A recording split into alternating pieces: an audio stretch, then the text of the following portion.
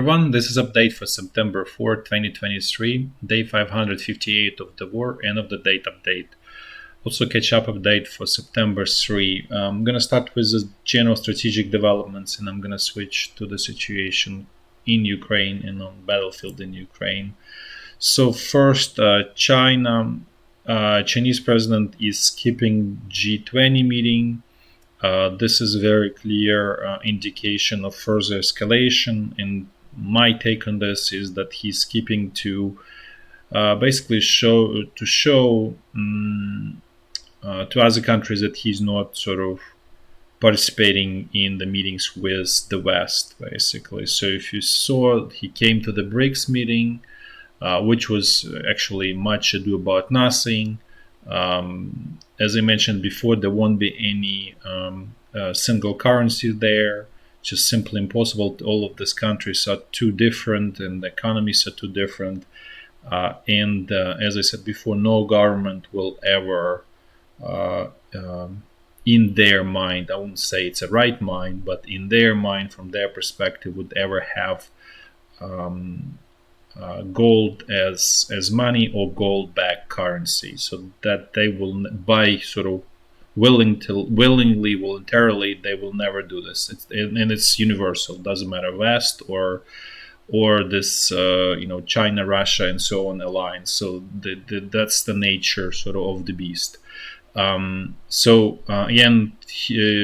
I think Chinese president is clearly showing this is sort of Cold War effectively. And the only question if this is going to turn into warm or hot war, that's the only question at this point. There's no question it's a Cold War. It's going to be basically the world is going to be sort of separated, similar to how it used to be when there was confrontation between the Soviet Union or communist bloc and the West. This is the same. Also, Russian president is not there. So this really takes away quite a bit from that meeting, essentially making it kind of like a dud. Again, also meeting about nothing. But it is what it is. That's where we all heading. The world is heading, and it is unfortunate, but it's just the reality of it. Now let's switch to Turkey, Russia. So the Turkish president flew to Russia to meet with Russian president. The key takeaway from all of that there is a sort of trial balloon of Russian export through basically to Turkey that will be financed, as I mentioned before, by Qatar. It's going to be sort of a bank for payments to avoid basically dealing with the problems of SWIFT, because Russia is not going to be connected to SWIFT by the West under any circumstances, and so Qatar is going to be financial intermediary. Kind of unclear how that's going to work, because the whole sort of advantage of the SWIFT, because it's obviously wire transfers, right? You're not going to bring tens of millions of let's say US dollars for one cargo of grain. It's just simply not possible from logistical perspective. So somehow there's some kind of arrangement that we obviously don't know. There's no detail where Qatar is going to be essentially paying to Russia, and then obviously Turkey is going to be paying to Qatar. Again, as I said, logistics of this arrangement is unclear. But one thing is clear, that this is sort of attempt to make sort of Russian export of grain, put it on sort of make it a sort of industrial scale like it used to be before, essentially. And in the process, Russian president sold 1 million of grain to Turkey, where it's going to be, as I said before, the whole point is to supply Turkish flour industry. Then Turkey will then re-export flour, in the rest of the world, and sort of make money from turning grain into flour, basically. and that's a Turkish interest. Also, Turkey essentially reaffirmed that all of this black import or gray import from the West will continue flowing to Russia. Russia also wants to establish natural gas hub in Turkey, and this is again what this really means. It's not a physical hub as it implies. What Russia is trying to do is to evade sanctions, similar to how it's being done right now with Ukraine, where the Turkey is just going to be financial hub for payments for natural gas. So essentially, Turkey is probably going to be will be directly buying natural gas from Russia. Also, might be Qatar involved, or UAE or any other country in terms of payments, and then Turkey is going to re-export that natural gas as if it's not Russian, and let's say even Europe could be happily buying it because there is no label that this is Russian natural gas. So essentially, this is they sort of again discussing this scheme. It's still in the very early stages. There is no sort of finalization of this, but this is Russia clearly showed that this is what they want to have. In return, Turkey looks like it's getting second nuclear power plant, which is obviously positive for Turkish economy, which is not doing great because it assures cheap energy in the long run. Speaking about the nuclear power, nuclear energy, Niger, as I mentioned before, it's a large supplier of uranium, which is fuel for nuclear power stations. Well, it's refined and so on, but it's a raw material to make fuel rods. So after the coup, Niger increased the prices for uranium. Looks like from 80 euros per kilo, from 80 cents, 80 euro cents per kilogram to 200 euros per kilogram. So you can understand, the financial incentive right in that coup, and that coup is whoever was behind it paid off, is gonna pay off handsomely. So basically, there's a huge incentive to continue this sort of roll up of various countries reaching different natural resources in Africa, because it allows you to control market. And as I said before, it was Wagner Group behind it. Now it's unclear if it's going to be Russian military or Russian Foreign Intelligence Agency behind it. But basically, I think the money speaks, and it makes it very clear why it's being done, what's the motivation behind that coup. Now let's switch a little bit to the situation in the Russian economy. There is first, I mentioned that there are problems on the internal market in Russia with gasoline and diesel fuel. Prices are going up. There are shortages, so this trend continues. So things getting worse. The reason is because Russia is desperate, exporting whatever they can sell for euros and US dollars, and so gasoline and diesel fuel are in high demand. So that's what they export. And then basically they deprive internal market of that resource. So which obviously not great for the economy, and it will obviously lead to negative effects in the economy in the long run. But it doesn't mean that Russia is gonna, economy is gonna fall apart in a month or 2 or 3 or 6 months or so on. On the positive side for Russia is that the price for crude went up significantly, and this is due to the voluntary decrease in production in Saudi Arabia and Russia actually as well. So now they're getting about $74 per barrel of crude oil. This is clearly above $60, that ceiling that was established by the West.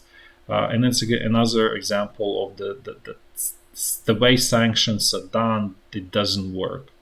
The only way to make it work is to have a plentiful supply of crude oil that will drop the prices. This is exactly how it's been done in the 80s with the Soviet Union by the Reagan administration. It was done properly, effectively, efficient, and it achieved the results. And so right now it's done in sort of opposite way, and as we can all observe, results are not being achieved, and they will not be. So basically, it gives quite a bit of lifeline for the Russian government, for the Russian economy, to continue war efforts. Now let's switch to Ukraine. In Ukraine, things are getting, I would say, negative. So first of all, Ukrainian Minister of Defense resigns. That's the one that I mentioned before, who has tons of allegations and corruption with very clear proof. So Ukrainian president decided to, because he accumulated quite a bit of negative sort of public opinion, so he decided to kind of discard him and replace with a new one. So essentially, this outgoing Minister of Defense is not going to, he's not going to be accountable for all of the things that he did, all of the alleged corruption. I want to just say alleged because it's not proved in the court, but there's very clear allegations about what he did. Not even that. The more important damage that he did is he was absolutely incompetent, and as I said, all of this UAVs, he completely dismissed all of that idea until about 2 or 3 months ago, when it's becoming extremely clear that it's important part of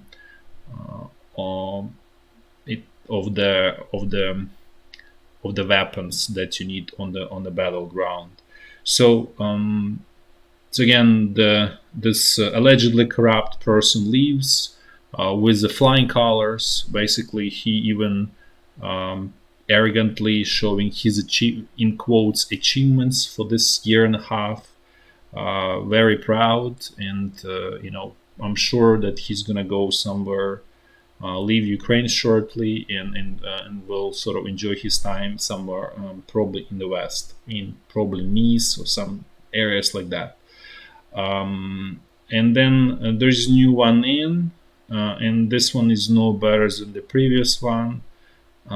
It has very clear connections to the oligarch. His name is Akhmetov, last name is Akhmetov, and this oligarch is allegedly connected to Russia, to the FSB, KGB, and he works very closely with the Ukrainian president and his administration. So this person was his name is Umerov, last name. He basically was a manager in the business of this oligarch Akhmetov, and then this Akhmetov has a very strong connection to Russian oligarch Abramovich, Roman Abramovich. Probably heard that name. They have a very large iron ore mining and refining business. So just to give you example, like how to say, sense of how much ore is being produced. It's enough ore to make about 8 million metric tons of steel. So just to give you a comparison, for example, Germany produces about 40 million per year. South Korea produces 70 million. US is producing 85 million metric tons of steel. So it's very big business. So as you can see, there's very clear business interest, business connection to Russia here. So again, there's nothing good is going to come out of that. But it is what it is. This is the situation in Ukraine.